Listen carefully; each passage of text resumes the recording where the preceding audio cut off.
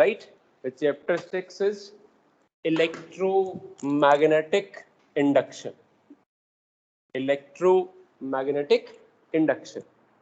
So it is about a current carrying wire behave as a magnet. हमने current carrying wire ली थी, चाहे वो solenoid की form में थी, चाहे वो स्ट्रेट थी, चाहे वो सर्कुलर थी. जब उसमें से करंट पास होता है तो इट प्रोड्यूसेस मैग्नेटिक इफेक्ट. तो किसी ने पूछा, does a magnet can a magnet produce current? जब एक current carrying wire magnetic effect बना सकती है तो क्या एक मैग्नेट भी करंट प्रोड्यूस कर सकती है क्या? Answer given by Michael Faraday. Faraday ने अपने 3 एक्सपेरिमेंट से इसको डिस्क्राइब करने की कोशिश की. The first experiment number 1, according to Faraday एक कोइल ली उसने, उस कोइल के साथ एक गैल्वेनोमीटर अटैच किया, right, and a magnet is made to pass through it. एक मैग्नेट को उसके आसपास मूव किया. Look it, this is coil number 1. इस कोइल नंबर 1 में करंट का कोई सोर्स नहीं है, सिर्फ गैल्वेनोमीटर लगा हुआ है. अब इसके आसपास जब एक मैग्नेट को मूव किया गया तो दिस शोज मोमेंटरी डिफ्लेक्शन. कुछ थोड़ी सी क्षणिक इस गैल्वेनोमीटर की सुई थोड़ी देर के लिए हिली. फेराडे ने इसको दोबारा किया, नहीं यार हो सकता है दिस में भी एक्सीडेंटली, इसको दोबारा किया गया. Now coil number 1 remain as it is with a galvanometer, and coil number 2 magnet को रिप्लेस करके एक कोइल लाई गई जिसके पास एक बैटरी और एक की थी, right. Now instead of magnet coil number 2 को इसके पास लाया गया. यार वी ऑल नो एक सोलेनोइड और current carrying wire behave as a magnet. Sir आपने मैग्नेट रिप्लेस करके कोइल 2 ले आई, that's okay, the same thing. यहां फिर से मोमेंटरी डिफ्लेक्शन आया. Is it okay? फेराडे ने इसको थोड़ा और अपग्रेड किया. इस पार्ट को कुछ इस तरह से एक मैग्नेटिक बॉडी ली, इट में बी आयरन रोड, ठीक है, लोहे की रोड ली, उसको इंसुलेट कर दिया, यानी उसके ऊपर प्लास्टिक की कवरेज आ गई. पहली कोइल यहां पे, right, this is coil number 1 as it is. Now second coil again, right, and with a battery and a key. अब की बार this coil is fixed, not moving. किया क्या कि whenever this switch is switched on or off, सिर्फ switch on या of करने से भी यहाँ डिफ्लेक्शन आया. अच्छा, स्विच ऑन करके छोड़ दिया, इसमें कोई डिफ्लेक्शन नहीं है, कोई करंट नहीं है. बट जैसे स्विच ऑन किया और स्विच ऑफ किया, अरे अब क्या हुआ, यहाँ तो मैग्नेट पास जा रही थी, यहाँ तो कोई पास नहीं जा रहा, कोई दूर नहीं जा रहा. तो यहाँ स्विच ऑन और स्विच ऑफ से क्या हुआ? तो इन तीनों एक्सपेरिमेंट से फेराडे ने एक कंक्लूजन निकाला कि जब भी एक कॉइल के आसपास मैग्नेटिक फ्लक्स चेंज होता है, I hope you understand magnetic flux, B dot A. यहाँ क्या हो रहा था, मैग्नेट पास जा रही थी, मैग्नेट दूर हो रही थी. यहाँ क्या हुआ, एक B for a solenoid is mu 0 N I. I बढ़ रहा है, आई घट रहा है. स्विच ऑन करने से क्या हो रहा है, आई ग्रोन अप हो रहा है. स्विच ऑफ करने से क्या हो रहा है, आई डिक्रीज हो रहा है. कांस्टेंट आई नहीं, पर जब भी एक कोइल के आसपास फ्लक्स बदला, whenever magnetic flux linked with a coil changes. Jealousy समझते हो, आपके आसपास का माहौल बदल रहा हो, आपको भी लगता है सबके पास मोबाइल है, मम्मा मुझे भी ले दो. वो बच्चे साइकिल पे आराम से चल रहे होते हैं, बस वो 2 बाइक पे आ गए तो तीसरे को भी खुजली रहती है, मुझे भी चाहिए, सारे बाइक पे जाते हैं, मैं नहीं जाता कल से. That's what induction. सो इसको नाम दिया फेराडे ने इलेक्ट्रोमैग्नेटिक इंडक्शन. द फिनोमिना और प्रिंसिपल जो उसने घटनाक्रम है उसको नाम क्या दिया, इलेक्ट्रोमैग्नेटिक इंडक्शन. क्या कहता है ये, this phenomena state that whenever magnetic flux linked with a coil changes. Now the word linked is important. जिस कोयल में आप, कोयल नंबर 1, जिस कोयल में आप करंट निकालना चाह रहे हो उसके आसपास फ्लक्स बदलना चाहिए, ठीक है, तभी इसमें ईएमएफ या करंट इंड्यूस्ड होगा. लिंकिंग इसके आसपास. Now look why iron core is preferred. The logic behind this iron core is that actually एक सोलेनोइड क्या होता है, एक डिवाइस जिसके अंदर मैग्नेटिक फील्ड μ0 Ni होती है, एक सोलेनॉइड के बाहर मैग्नेटिक फील्ड इज अप्रोक्सीमेटली 0। तो मैं इस सोलेनॉइड के बाहर की मैग्नेटिक फील्ड को इससे लिंक कैसे करूं? एक्चुअली ऐसा होना चाहिए ना, एक कोइल ऐसे और दूसरी ऐसे, है ना? तो इस स्ट्रक्चर को यहां डिस्क्राइब करने के लिए हमने क्या कर दिया, दोनों का एक कनेक्शन बनाया। जब इस कोइल में करंट पास होगा तो इसके अंदर रखी हुई रॉड मैग्नेटाइज्ड हो जाएगी। इंसुलेटेड तो है बट वो है तो मैग्नेटिक बॉडी ना, टच करने से तो मैग्नेटाइज नहीं होती। एक सोलेनॉइड के अंदर एक आयरन बार रखी तो ये टच करने से नहीं, मैग्नेटिक बिहेवियर की वजह से मैग्नेटाइज होती है। तो ये मैग्नेटाइज होगी तो पूरी रोड मैग्नेटाइज होगी। इसका मैग्नेटिक इफेक्ट यहाँ वाला यहाँ आ गया, that's the way to link. The word is linkage. Is it right? ठीक है, इट्स ओके। तो दैट्स ए पार्ट। क्लियर है मेरा बेटा? ठीक है, तो पर्पज ये था। आगे जाके जब आप इसको इंडक्शन पढ़ोगे तो इस डायग्राम से बचेंगे हम ऐसा डायग्राम बनाएंगे, एक कोइल उसके चारों तरफ दूसरा। ठीक है, तो दिस जो आपने क्वेश्चन किया, यहाँ एक बच्चा एक क्वेश्चन राइज कर सकता है, सर एक सोलेनॉइड के बाहर तो मैग्नेटिक फील्ड 0 होती, आपने कहा था बाहर वाली अप्रोक्सीमेटली 0 होती, तो बहुत ज्यादा इफेक्ट नहीं करेगी। Yes it is true. इससे बचने के लिए हमने इस डायग्राम में एक कनेक्शन बनाया कि दोनों में लिंकेज है। Is it okay? राइट। सोचो जो फूड मेरे घर में तैयार हो रहा है उसमें पानी गंदा मिलाया गया तो वायरस तो आ गया ना मेरे अंदर।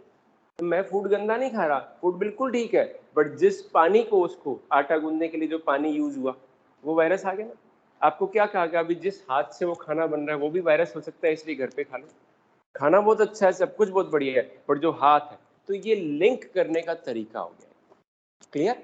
Is it okay? इसीलिए किसी भी रेस्टोरेंट में कुछ जगह कोई ट्रेवल कर रहा है तो वो डबल वैक्सीनेटेड और कुछ प्रिकॉशंस रखी गई। डन? क्लियर है? That's a part. तो यहां से फैराडे ने ला दिया, law of electromagnetic induction. What it state? It has two parts, one is statement, second is mathematical expression. समझे? What is the statement? Is whenever magnetic flux associated with a coil changes, EMF get induced in the coil. EMF get induced in the coil, and this last. Do you understand? Last रहेगा. It's okay as long as changes persist in the coil. ये जब तक change होता रहेगा, switch on किया था current grown up होने तक, करंट एक बार एस्टेब्लिश हो गया, कोई डिफ्लेक्शन, राइट, चेंजेस आने तक ये रहेगा। Is it okay? And this last as long as changes persist in the coil. May I repeat? It states that EMF get induced in the coil, right? And EMF get induced in the coil, and this last as long as changes persist in the coil. किस चीज के changes? Magnetic flux के। Is it right?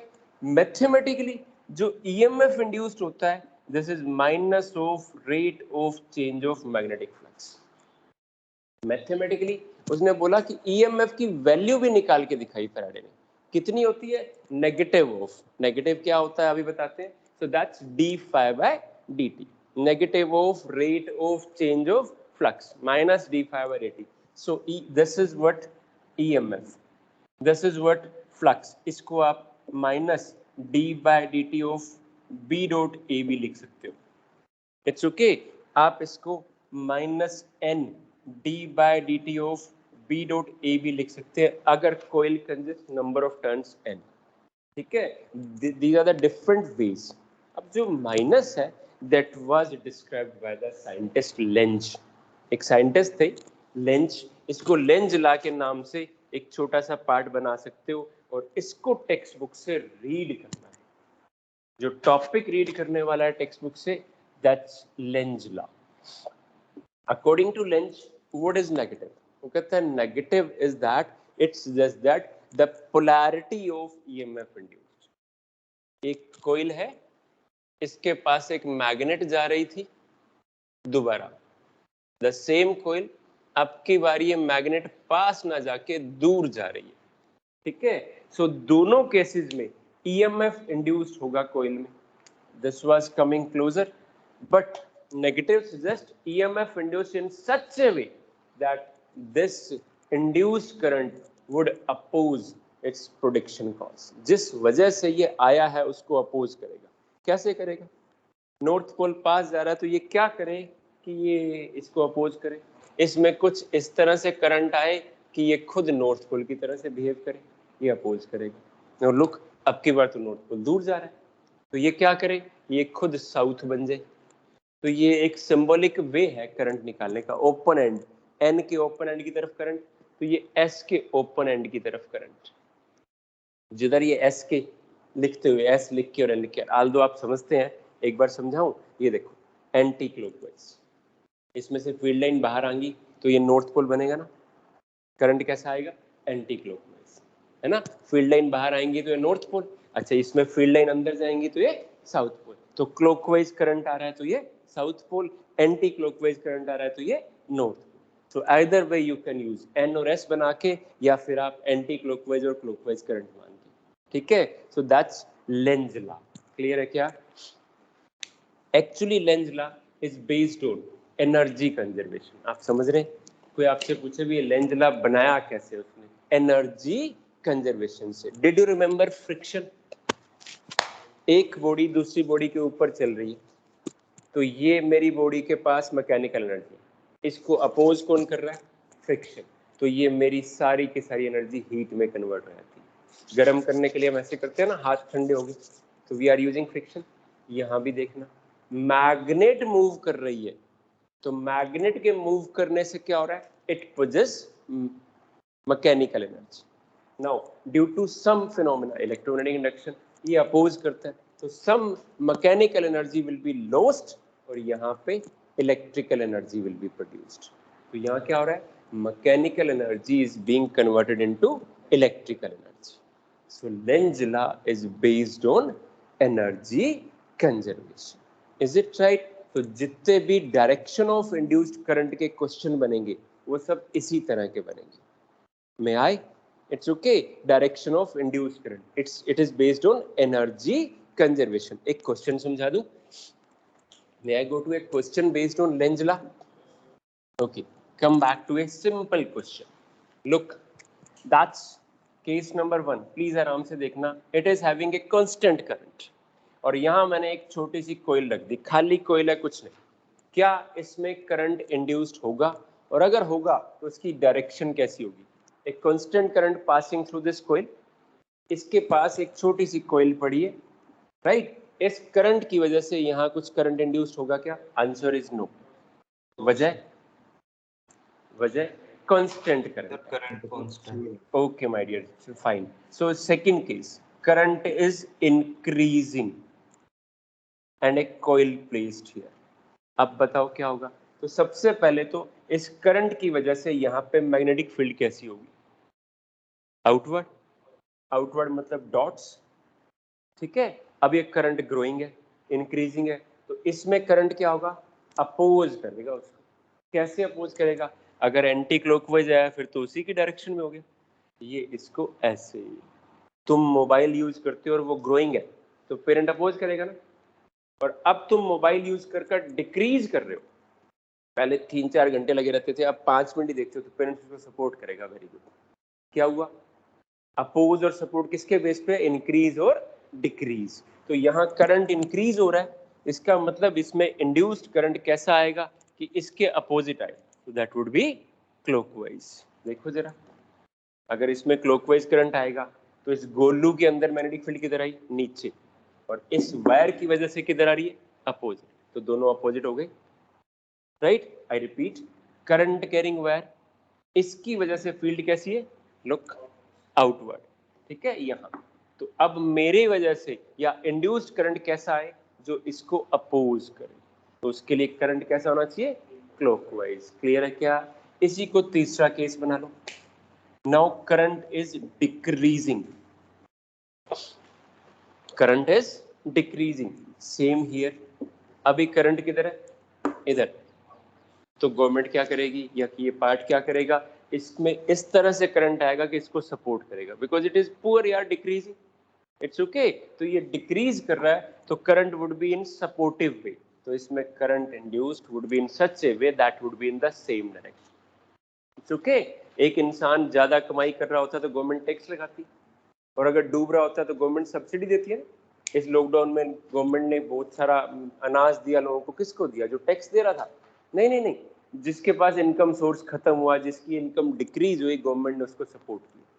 किस sector को government ने पैसा दिया? जो डूब रहा था। किस सेक्टर से गवर्नमेंट ने पैसा लिया? जो ग्रोन अप कर रहा था। Is it right? तो दैट्स ए वे। तो ये 3 पार्ट प्लीज एक बार करके देखना, and that's a way to find electromagnetic induction. ठीक है।